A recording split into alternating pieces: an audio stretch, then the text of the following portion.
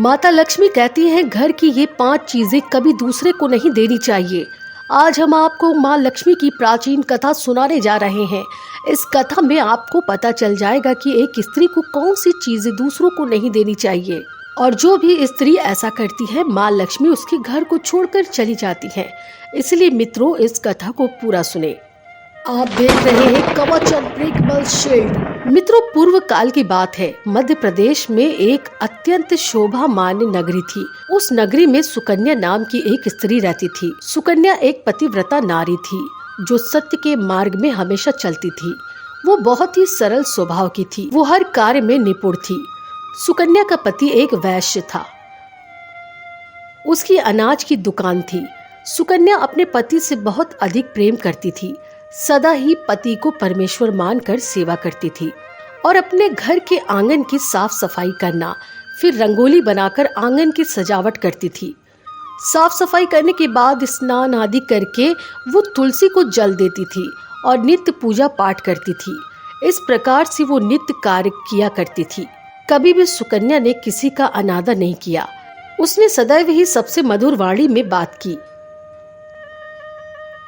सभी उसे माँ लक्ष्मी के गुणों से संबोधित करते थे।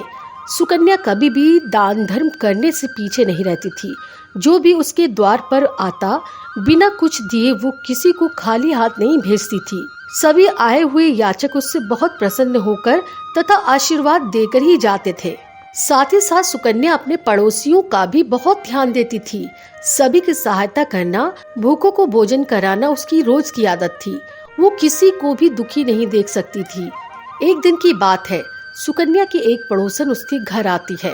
तब सुकन्या ने उस स्त्री का बहुत स्वागत किया और कहा, हे बहन, तुम्हारा स्वागत है। आज किस कारण से तुम्हारा मेरे घर में आगमन हुआ है? यदि तुम्हें कुछ चाहिए तो बताओ, मैं तुम्हारी अवश्य मदद करूंगी। सुकन्या की पड़ोसन कहती है, हे सुकन्या बहन, आज मेरे घर में बहुत ढेर से रिश्तेदार आए हुए हैं। उनके लिए मैं भोजन बना रही हूँ। इसीलिए मैं तुम्हारे पास रोटी बेलने के लिए चकला, बेलन और तवा लेने आई हूँ। यदि कुछ समय के लिए तुम मुझे चकला, बेलन और तवा दे दो तो बड़ी कृपा होगी। सुकन्या खुशी खुशी उसे चकला, बेलन और तवा दे देती है और वो ये सब लेकर चली जाती है। कुछ समय बाद अन्य एक स्त्री सुकन्या के घर में आती है। सुकन्या उस स्त्री का भी स्वागत करती है और कहती है, पधारो बहन, आज तुम्हें मुझसे क्या काम है? बिना संकोच करे बता दो कि तुम्हें क्या चाहिए। मैं तुम्हारी मदद जरूर करूंगी। तब वो स्त्री कहती है, हे बहन, मेरे घर में बहुत गंदगी हो गई है और साफ करने के लिए मेरे पास कुछ नहीं है। इसलिए मैं तुम्हारे पास झाड़ू मांगने आई हूँ। यदि तुम्हें कोई समस्या ना हो तो कृपा करके मुझे झाड़ू दे दो। मैं अपना घर साफ करके तुम्हें तुम्हारा झाड़ू वापस लौटा दूंगी। सुकन्या बिना संकोच किए कहती है कि हे बहन, केवल झाड़ू ही तो मांग रही हो, इसमें क्या समस्या हो सकती है? तुम रुको, अभी मैं अपने घर की झाड़ू लाकर देती हूँ। और झाड़ू लाकर उस स्त्री को दे देती है और वो स्त्री झाड़ू लेकर चली जाती है। फिर कुछ देर बाद एक अन्य स्त्री सुकन्या के पास आती है। सुकन्या बड़े प्रेम से उस स्त्री का स्वागत करती है। सुकन्या कहती है कि क्या बात है बहन, तुम्हें क्या चाहिए? निसंकोच होकर कहो, मैं तुम्हारी सहायता करने की अवश्य कोशिश करूंगी। तब वो स्त्री कहती है कि हे सुकन्या बहन, तुम बहुत ही दयालु हो। मैंने तुम्हारे बारे में बहुत सुना है और तुम सभी की मदद करती रहती हो। इसीलिए मैं तुम्हारे पास एक छोटी सी मदद मांगने के लिए आई हूँ। सुकन्या कहती है कि हे बहन, संकोच न करो, जो कुछ भी तुम्हें चाहिए मांग लो। यदि मेरे बस में होगा तो मैं मना नहीं करूंगी। मैं तुम्हारी सहायता अवश्य करूंगी। वो स्त्री कहती है कि हे सुकन्या बहन, आज मेरी बेटी को देखने वाले आ रहे हैं। मेरे पास गहने और अच्छे वस्त्र नहीं हैं। कृपा करके आप मुझे गहने और कपड़े दे दीजिए। केवल एक दिन के लिए, जब लड़के वाले चले जाएंगे तो मैं गहने और कपड़े लौटा दूंगी। सुकन्या ये बात सुनकर कहती है, बस इतनी सी बात? तुम्हारी बेटी मेरी बहन जैसी है। ठहरो, अभी मैं तुम्हें साड़ी और गहने देती हूँ, जिसे पहनकर तुम्हारी पुत्री राजकुमारी लगेगी। और फिर घर के अंदर जाकर सुकन्या साड़ी और गहने लाकर उस स्त्री को दे देती है और वो स्त्री उसे लेकर चली जाती है। फिर शाम हो जाती है और एक अन्य पड़ोसन सुकन्या के घर आती है। सुकन्या उसका भी आदर सत्कार के साथ स्वागत करती है और कहती है, बताओ बहन, मैं तुम्हारी किस प्रकार सहायता कर सकती हूँ। वो पड़ोसन कहती है, हे बहन, तुम बहुत ही दयालु हो, मेरा बच्चा भूखा है, क्या तुम मुझे थोड़ा सा दूध दे सकती हो तो तुम्हारी बहुत बड़ी कृपा होगी। सुकन्या कहती है, अरे बहन, इसमें कौन सी बड़ी बात है, मैं अभी दूध लेकर आती हूँ, और दूध लेकर उस पड़ोसी को दे देती है। वो पड़ोसन बड़ी प्रसन्नता से दूध लेकर चली जाती है। इस प्रकार से सुकन्या अपने सभी पड़ोसियों की मदद कर देती है। फिर रात को जब उसका पति घर लौटता है तो दोनों बड़ी ही प्रसन्नता के साथ भोजन करके सो जाते हैं। फिर दूसरे दिन जब वो जागते हैं तो बहुत बुरी खबर उनके कानों में सुनाई पड़ती है। एक आदमी दौड़ते हुए आता है और सुकन्या के पति से कहता है, हे भाई, कल रात को आपकी दुकान किसी ने लूट ली है, सारा सामान गायब है। सुकन्या का पति घबराते हुए अपने दुकान जाता है और जाकर देखता है कि उसका सारा माल किसी ने लूट लिया है। उसका सारा धन भी लुट चुका था। वो दुखी और निराश होकर घर लौटता है और सारी बात सुकन्या को बताता है, जिसे सुनकर सुकन्या बहुत दुखी हो जाती है। सुकन्या कहती है, आप चिंता मत करिए, अभी भी हमारे घर में बहुत सारा धन है जिससे आप दोबारा व्यापार शुरू कर सकते हैं। सुकन्या अपने घर की तिजोरी में देखती है तो वहाँ से भी सारा धन गायब हो चुका होता है। ये सब देखकर वो बहुत ही दुखी हो जाती है। उसे समझ में नहीं आता है कि आखिर ये कैसे हुआ। सुकन्या का पति क्रोधित होकर उससे पूछता है, सुकन्या, सच सच बताना, हमारे घर में रखा सारा पैसा कहाँ गया। सुकन्या कहती है, हे स्वामी, मैं तो घर पर ही थी, सारा धन तिजोरी में ही था, किसने चुराया मुझे तनिक भी पता नहीं, कृपया आप शांत हो जाइए, हम कोई न कोई उपाय ढूंढ लेंगे। तब सुकन्या का पति कहता है, ये जो तुम दूसरों को घर में बुलाकर खिलाती हो, अनजान लोगों को घर में बुलाती हो, ये उसी का फल है। उन्हीं में से किसी ने हमारे घर का सारा पैसा चुरा लिया है। क्रोध में आकर उसका पति उसे बहुत बुरा भला कहता है। सुकन्या की सास भी उसे बहुत बुरा भला कहती है। फिर सुकन्या अपने पति को दिलासा देते हुए कहती है, हे नाथ, मैंने कुछ गहने अपने पड़ोसी को दिए हैं, मैं उसके पास से गहने लेकर आती हूँ।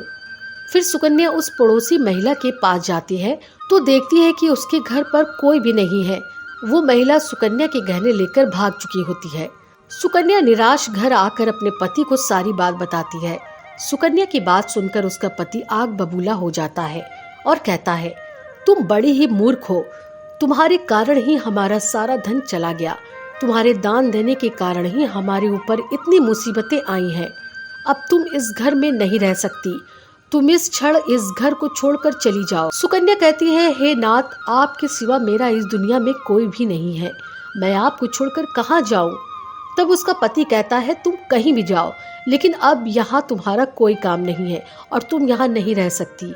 इतना कहकर उसे अपने घर से निकाल देता है और कहता है, अब लौटकर वापस मत आना, चाहो तो नदी में कूदकर अपनी जान दे देना। फिर सुकन्या वहाँ से चली जाती है। चलते चलते सुकन्या माता लक्ष्मी के मंदिर में जाती है और माँ लक्ष्मी से प्रार्थना करते हुए कहती है, आखिर मुझसे ऐसी कौन सी गलती हुई है जिसके कारण मेरी ये दशा हो गई है। माँ, मैं तो आपके नित्य पूजा पाठ करती थी, फिर भी आपने मेरे घर को क्यों छोड़ा। कृपया आप मुझे बताओ, मैंने ऐसा कौन सा अपराध किया है जो आप मुझसे रूठ गई हो। फिर सुकन्या वहीं बैठकर सोचती है, यदि मेरे पति मुझे स्वीकार नहीं करेंगे तो मैं क्या करूंगी। अगर मेरे कारण मेरे पति की ऐसी दुर्दशा हुई है तो मुझे जीने का कोई हक नहीं है। इतना सोचकर सुकन्या अपने प्राण त्यागने नदी की ओर चल देती है। नदी के पास जाकर सुकन्या माँ लक्ष्मी से प्रार्थना करती है, हे माँ लक्ष्मी, अब मैं अपने प्राण देने जा रही हूँ। यदि मेरे द्वारा तुम्हारे पूजा में कोई कमी रह गई हो तो मुझे माफ करो। मैं अपने पति के बगैर जीवित नहीं रह सकती, इसीलिए मैं इस नदी में कूदकर अपने प्राण दे दूंगी। इतना कहकर सुकन्या नदी में कूदने वाली ही होती है, तभी साक्षात माँ लक्ष्मी वहाँ प्रकट हो जाती है और माँ लक्ष्मी सुकन्या से कहती है, रुक जाओ सुकन्या, रुक जाओ पुत्री, तुम ये क्या कर रही हो। तब सुकन्या आंखें खोलकर देखती है कि साक्षात माँ लक्ष्मी उसके सामने खड़ी है। माँ लक्ष्मी के दर्शन करके सुकन्या बहुत प्रसन्न होती है और माँ को प्रणाम करते हुए कहती है, हे माँ, मुझे क्षमा करो, मैं बहुत पाप करने जा रही थी। माँ लक्ष्मी कहती हैं, हे सुकन्या, मनुष्य को स्वयं अपने प्राण नहीं लेने चाहिए, ये महापाप है। ईश्वर ने जो शरीर प्रदान किया है उसे ऐसे नष्ट नहीं करना चाहिए। सुकन्या कहती है, हे माँ, मैं विवश हूँ। मेरे पति ने मेरा त्याग कर दिया है और स्त्री को अपने पति को छोड़कर नहीं रहना चाहिए। मैं अपने पति को छोड़कर जीवित नहीं रह सकती, इसी कारण अपने प्राण देने जा रही हूँ। तब माँ लक्ष्मी कहती है कि मैं सब जानती हूँ और ये भी जानती हूँ कि तुम्हारे पति ने तुम्हारा त्याग क्यों किया है। ये सब तुम्हारी ही भूल के कारण हुआ है। अनजाने में तुमने कुछ ऐसी चीजों का दान किया था जिस कारण से मुझे तुम्हारा घर छोड़कर जाना पड़ा।